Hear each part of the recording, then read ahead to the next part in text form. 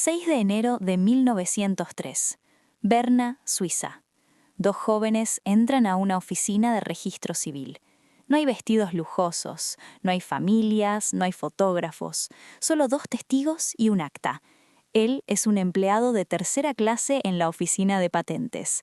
Ella, una mujer con una formación matemática excepcional para su época, que ya ha desafiado más barreras de las que la historia suele recordar. Muchos celebran este día como la boda del genio del siglo XX. Pero para la historia de la ciencia, este matrimonio fue algo más que un sí quiero. Hoy vamos a hablar de Albert Einstein, pero sobre todo de la mujer que hablaba su mismo lenguaje, Mileva Marić. Se conocieron en 1896, en el Politécnico de Zúrich. Mileva era la única mujer en su sección de física y matemática, no por cuota, por mérito. Albert no se enamoró de una cara bonita, se enamoró de una mente. En sus cartas la describe como su igual intelectual, alguien con quien podía pensar en voz alta. Y esas cartas son un verdadero festín de chisme científico. No hablan solo de amor, sino de átomos, del éter, del movimiento molecular. No eran poemas, eran discusiones matemáticas disfrazadas de romance. Durante los años de noviazgo y los primeros del matrimonio, Einstein trabajó en ideas que desembocarían en el famoso Annus Mirabilis de 1905. En sus cartas aparece una expresión llamativa: nuestro trabajo, nuestra teoría. ¿Fue Mileva coautora de la relatividad? No tenemos pruebas documentales que lo confirmen, pero lo que sí muestran las cartas es una simbiosis intelectual profunda. Mileva fue interlocutora, crítica, apoyo conceptual y emocional.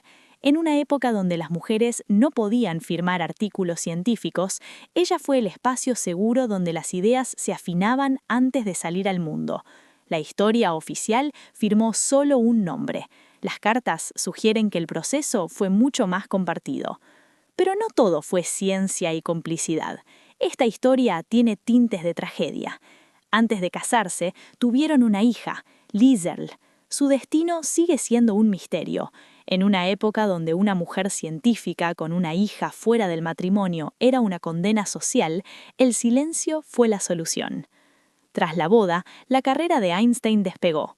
Mientras Einstein se convertía en una figura pública, Mileva criaba a sus hijos, Hans Albert y a Eduard, en un contexto que hacía prácticamente imposible cualquier continuidad académica. Eduard, el menor, desarrolló una grave enfermedad mental, hoy identificada como esquizofrenia, lo que implicó internaciones prolongadas y un cuidado constante que recayó casi por completo sobre Mileva. El equilibrio en la vida de ambos era frágil. En 1914, Einstein aceptó un puesto en Berlín. Mileva no quería dejar Zúrich, ni su red mínima de contención, ni un matrimonio que ya mostraba fisuras, pero se mudaron igual. En Berlín, Einstein se encontró con reconocimiento académico, nuevos círculos intelectuales y una cercanía creciente con su prima Elsa. Mileva, en cambio, quedó aislada, lejos de amigos, con 2 hijos y sin espacio propio. Fue en ese contexto que la relación se quebró definitivamente. Durante la crisis matrimonial, Einstein llegó a imponerle a Mileva una lista humillante sobre cómo debía comportarse en casa. El genio humanista no siempre fue luminoso en su vida privada. Mientras Einstein ampliaba su mundo, el de Mileva se achicaba peligrosamente. Y el dato que sigue alimentando debates. Cuando Einstein ganó el premio Nobel en 1921 por el efecto fotoeléctrico, no por la relatividad, el dinero fue entregado íntegramente a Mileva, como se había acordado en el divorcio. ¿Un arreglo económico o un pago tardío de una deuda intelectual? La historia no responde, solo deja la pregunta. Recordar esta boda un 6 de enero no es hablar de una anécdota romántica, es recordar que la ciencia también se construye en cocinas, cartas y conversaciones que no quedaron firmadas. Einstein fue un genio, sin duda, pero Mileva Marić fue una mujer brillante en una época que no sabía qué hacer con mujeres así. Y quizá la ecuación más compleja de esta historia no fue la relatividad, sino el amor atravesado por la desigualdad.